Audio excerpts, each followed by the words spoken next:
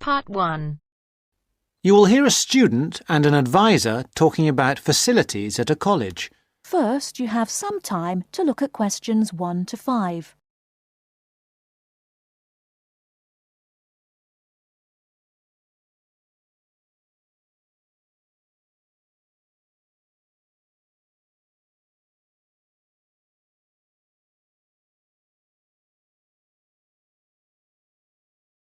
Now we shall begin. You should answer the questions as you listen, because you will not hear the recording a second time. Listen carefully and answer questions 1 to 5. Hi, I wonder if you could help me. I'm starting a course at Glenfield in a few weeks. I was just a bit worried about what facilities there will be and what I'll have to do. I'm especially interested in health and welfare stuff. Certainly. We normally send out a copy of our leaflet, Staying Healthy at Glenfield. I'm not sure why you haven't had it. Well, could you answer a few questions for me? Firstly, I'm wondering about how I get a doctor when I arrive. Well, you can register with the University Health Centre on North Campus. And do I have to pay for that? Not to register, but if you have to get medicines, there's a prescription charge of £6.50. Okay. Well, I'm not planning to get ill. That's only going to arise if I have any problems. So, should I just go along when I arrive? That's what we recommend for peace of mind, but it's not compulsory, and if you don't live inside the catchment area, you can't in fact register there. Where do you live? Well, at the moment I'm staying at the Backpackers Hostel in Hill Street, but I will be moving from there shortly, somewhere nearer. Well, there's a map at the centre which shows you the area that the university practice can accept people from. It's what we call the yellow zone. If you live outside that area, you have to find another medical centre to register with. It sounds like I'll only qualify after I move. I think you might be right. Then, in addition to the health centre, there's a free counselling service for all students situated on the North Campus. You don't have to register. They also have drop-in sessions. I say it's free, but that's only for up to 8 sessions. Beyond that, they normally refer people elsewhere. Sounds serious. Well, it's not just for big problems. People go there for advice on housing, workload, whatever, really. They can even arrange financial help. Is it confidential? Absolutely. Then again, a lot of students prefer to phone the Nightline service, which is run from an office on the central campus. They don't really encourage people to drop in. I see. So it's basically a free phone line. The number, if you want to make a note, is 0900 762 5913. I'll say it again. 0900 762 5913. Fine. Well, I hope I won't need any of these. What I will want is access to some gym facilities. Right. Well, you'll find those on the South Campus in the Sports Centre. It's great, but it's not free. You have to present your student card and pay a fee of £22 to get a pass. But that will last you for the whole year. Before you hear the rest of the conversation, you have some time to look at questions 6 to 10.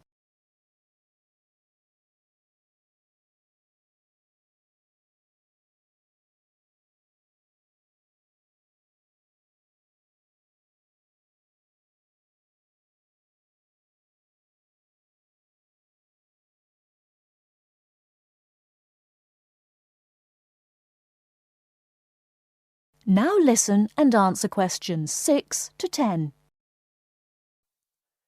Is this information on the website?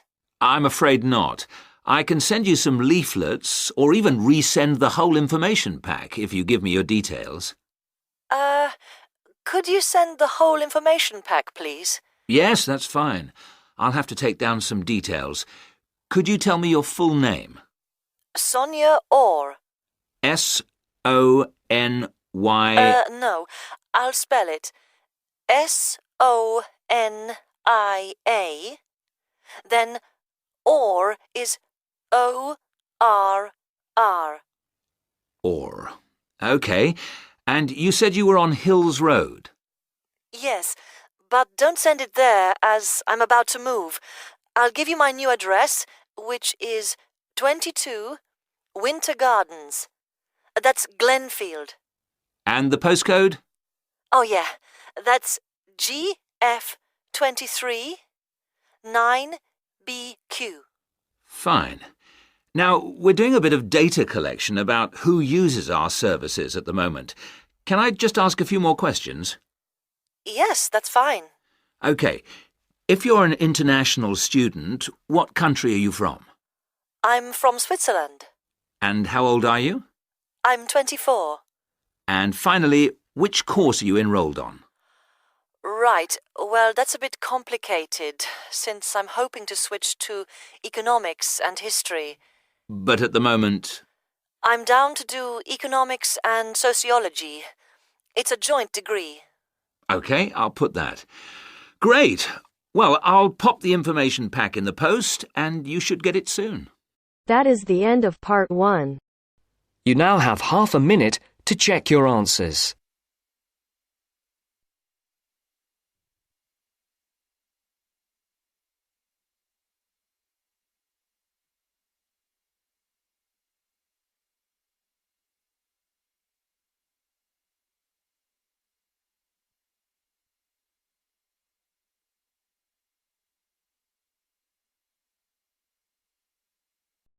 Now turns to part 2. Part 2. You will hear a trainer giving a talk to people who want to learn outdoor survival skills. First, you have some time to look at questions 11 to 16.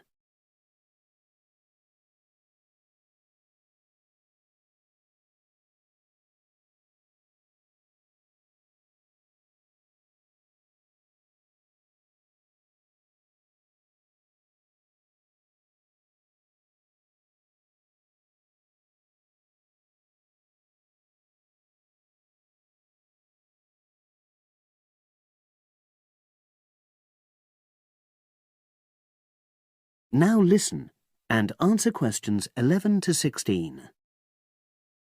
Good morning, everyone, and welcome to our outdoor survival program. As you know, this week you'll be learning some of the basic information and skills you need to look after yourself independently in the outdoors. These first 2 days will be based here in the classroom, and then we'll be taking a camping trip to put into practice some of the things you've learned. I'm going to start off with the topic of food. And to start with, I'll describe just 2 methods which we'll be putting into practice at our camp, and which make use of natural resources, the steam pit and the bamboo pot. I've got 2 posters here to make things clearer, and I'll start with the steam pit here. To make this, you'll need some dry sticks, some grass, some loose earth, and some stones. And for this week only, some matches. The first thing you do is to dig a shallow pit in the place you've chosen to do your cooking. Let's say about 25 centimeters deep and 30 centimeters wide. Your sticks have to be a bit wider than the pit because you have to put a line of them along the top from one end of the pit to the other. Before setting light to these, you take some large stones and arrange them on top. Then you start the fire and wait till the wooden platform burns through and the stones fall into the pit. At this point, brush away any pieces of hot ash from the stones. You can use a handful of grass, and then take another stick and push it down into the center of the pit, between the stones. After that, you cover the whole pit with a thick layer of grass. And then you can put your food on it, wrapped in more pieces of grass, like parcels. Finally, cover the whole thing with earth. You have to pat it firmly to seal the pit. Then all you have to do is take the stick out and pour a bit of water into the opening that it leaves. It should take about 4 hours for your food to cook, as it cooks slowly in the steam that's created inside the pit. Now you have some time to look at questions 17 to 20.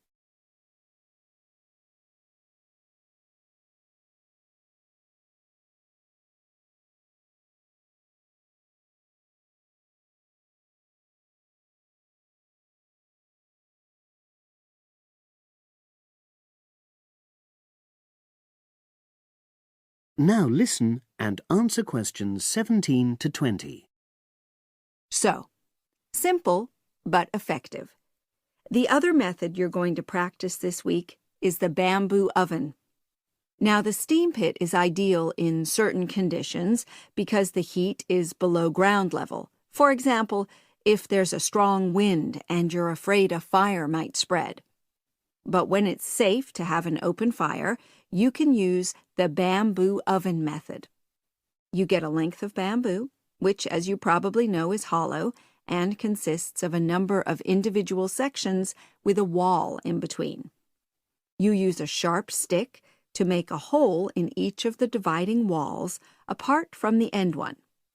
Then you lean the bamboo over a fire, with the top propped up by a forked stick and the bottom sitting on the ground. You pour enough water in the top to fill the bottom section, and then light a fire underneath that section to heat the water. Then you put your food inside the top section, and the steam coming up the bamboo through the holes you made cooks it.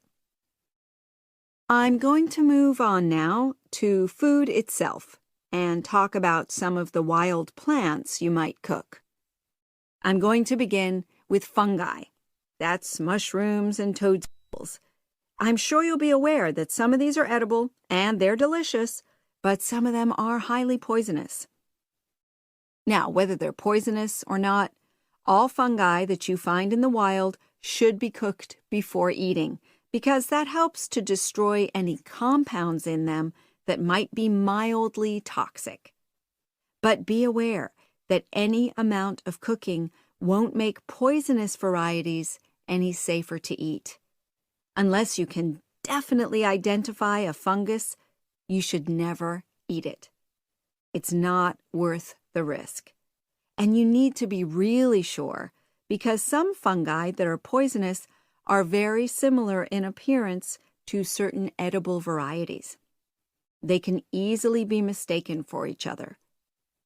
So, having said all that, fungi are delicious when they're freshly picked, and although they are only moderately nutritious, they do contain minerals which the body needs. I'll move on now to leafy plants, which are generally... That is the end of part 2. You now have half a minute to check your answers.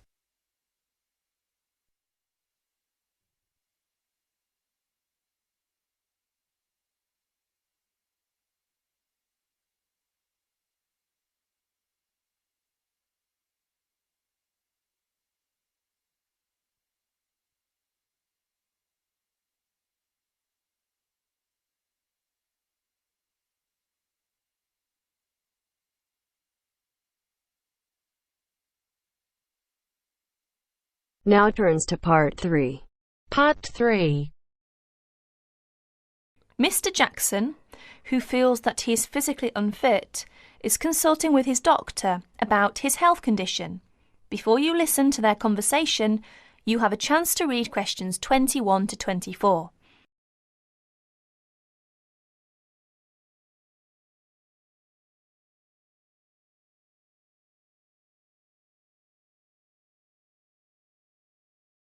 Now please listen to the recording and answer questions 21 to 24.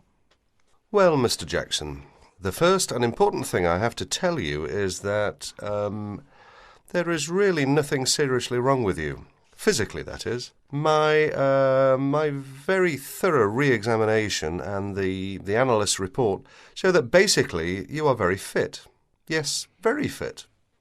So, why is it, Doctor, that I'm always so nervy, tense, ready to jump on anybody, my wife, children, colleagues? I think your condition has a lot to do with, shall we call it, way of life, habits? Way of life? Habits? Yes, now tell me, Mr. Jackson, you smoke, don't you? Yes, I'm afraid I do, Doctor. And, rather heavily, I imagine. Well, yes. I smoke, about 40, 50 a day, I suppose. You should do your best to stop, you know. Yes, I see. But, it won't be the first time. I've tried to give up smoking several times, but it's no good. You see, 50 a day is overdoing it, you must admit. You must cut down at least that. Ah, yes. I know that when you're feeling tense, you probably feel that a cigarette relaxes you. But in the long run, I do advise you to make a real effort to quit smoking. Of course, but, it's easy to say give it up or cut it down, but, you know. Well, in my opinion, you have no choice. Either you make a real effort or there's no real chance of your feeling better. You see, well, obviously I could prescribe some kind of tranquilizer, but would that help? I'd prefer, and I'm quite sure you'll agree, I'd prefer to see you really back to normal, not just seemingly so. And that's my reason for asking you several more questions about your other habits. Right. Now you have a chance to read questions 25 to 30.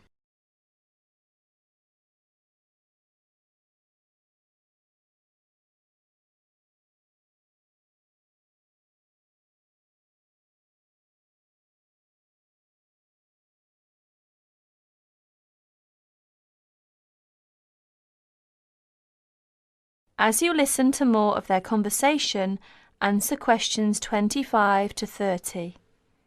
Your eating habits, for example. What do you eat normally, during a normal day? Yes, I'm a good eater. Yes, I'd say I'm a good eater. Now let's see. Up at 8 in the morning, and my wife has a good breakfast ready. A good breakfast.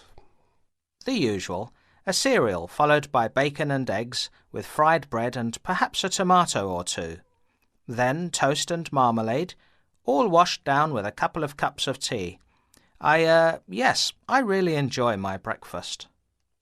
Yes, I can see you do, but I'd advise you to eat rather less. We'll come to that later. Go on. Then lunch. No, first brunch. A cup of coffee and a bun at 11. Lunch has to be quick, because there's so much to do in the office about that time, so I have a pint and a sandwich in the pub. All very hurried. Try to be in less of a hurry. But I make up for it in the evening. I get home at about 7. Dinner's around about 8. Yes, my wife's an excellent cook. Excellent. It's usually some meat dish, and we like spaghetti as a first course. Spaghetti, a meat dish, cheese, sweet. But then, at the end of the day, shall we say, then I begin to feel on edge again. Most evenings after dinner we read or watch TV, but I get this terrible feeling of tension. Well, I'm sorry to have to say this because you obviously enjoy your food, but I really do recommend that you eat less, and secondly, that you eat more healthily. Instead of having that enormous breakfast, for example, try to be content with fruit juice and some cereal. I see, but 11's right. Well, that's all right, but lunch should be more leisurely. Remember, your health is at stake, not your job. As for dinner, I'd advise you to eat a soup, perhaps, with a salad. A salad followed by some fruit. But my wife's cooking is superb, granted. And she probably enjoys preparing delicious meals for you. If you like, I'll have a word with your wife. No, that won't be necessary. Thanks just the same, Doctor, but no.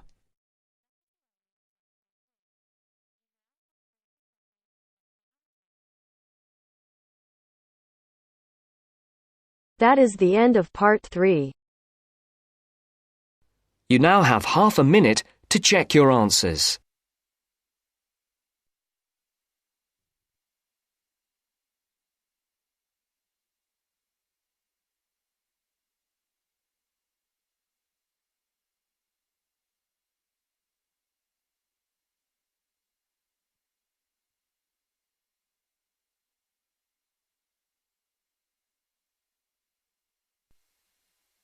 Now turns to part 4. Part 4. This is Jane Frost with this morning's edition of Wake Up with Frost. First, you have some time to look at questions 31 to 40.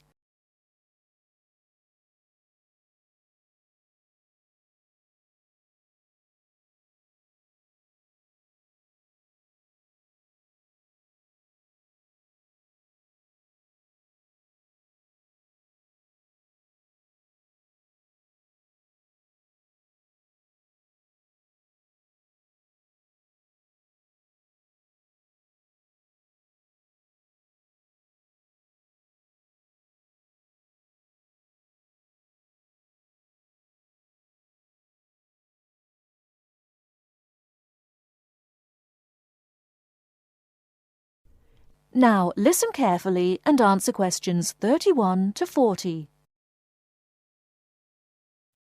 Good morning. This is Jane Frost with this morning's edition of Wake Up with Frost. As you all know, for the last week we've been running a survey trying to find out what you, the listeners, think is the greatest invention of the last 200 years. The response has been amazing, double the amount we had last year, so thanks to all of you for taking part. We've had about 2,000 responses online and about the same on our phone lines. The lines are now closed, and this morning I can announce what the results were. So, here it is. You, the listeners, have chosen as the greatest technological invention of the past 200 years, and let me not forget to mention that 65% of you voted for this, it's the bicycle. Yes, the bicycle, first invented in 1818, and, would you believe it, the first bicycle was made of wood. The second bicycle had iron wheels. I cannot imagine what that must have been like to ride. It would have kept you fit at any rate. But for me, the best thing about the bicycle was what it did for women's rights. Yes, in the 1890s, it was the bicycle that meant women could change their clothing, start wearing trousers or pantaloons as they were known. Before then, women's clothes had been really uncomfortable, and I'd imagine quite difficult to breathe in. So, thanks to the ordinary bicycle, it was not only the man who wore the trousers in a home. Instead, women could now feel far more equal to their male contemporaries. And I'm sure you'll agree, the bicycle is a great way to get regular exercise, and of course, it's much better for the environment. And today, over 1 billion people all over the world ride bicycles, and for some, it's their only means of getting around from A to B. So, to all you bicycle riders out there, keep up the good work. Coming in a close second with 42% is the computer. I found out something interesting about the computer, which is that really this word first meant someone who did mathematical calculations. Of course, today, with the development of the personal computer, computers are being used for everything from home use to business and even digital photography. I don't know about you, but I can't imagine life without a computer now. I guess closely related to the computer is the internet, and this got 12% of your votes. Maybe, like myself, many of you might think of the internet as being the World Wide Web, but actually the web is only one part of the internet. The internet began as part of the United States military network, but it later began to be used by businesses and academic institutions. Of course, today, the internet has so many uses. We use it for shopping online and entertainment, as well as to find information and send emails. But sadly, there is a darker side to the internet, and some of you have sent me emails about this. Finally, with 5% of your votes, is the radio. We think the radio was invented by Marconi in 1896, and he opened his first radio or wireless factory in the United Kingdom in 1898. In 1906, a man called Reginald Fessenden gave the first radio broadcast from Massachusetts. Ships could hear him at sea, and apparently he played the violin. As yet, listeners, I've spared you from having to listen to my guitar playing. But certainly radio is still important. Let's not forget that it was by radio that the Titanic sent signals to other ships. And with the popularity of TV today, I was secretly pleased so many of you had still placed importance on the radio. So, there you have it, the results of our survey. I think there are still important inventions that were not chosen but deserve a mention. Nuclear power and, of course, communications satellite, something which I am certain will continue to change the face of how we communicate with each other over both long and short distances. In fact, for me, the mobile phone is one of the greatest inventions of the last 200 years, if I think back to my first phone and then I look at what is happening now. Children born today will probably be more likely to have their first experience of the internet on a mobile phone screen rather than a computer monitor. Some of the new mobiles that are now being sold make it just as easy and as quick to find information on the web as on a computer. And let's not forget that mobiles now have digital cameras, word processing facilities, so you can type all your documents, and even personal organisers. I think it's quite possible that the mobile may even replace computers one day. That is the end of part 4. You now have half a minute to check your answers.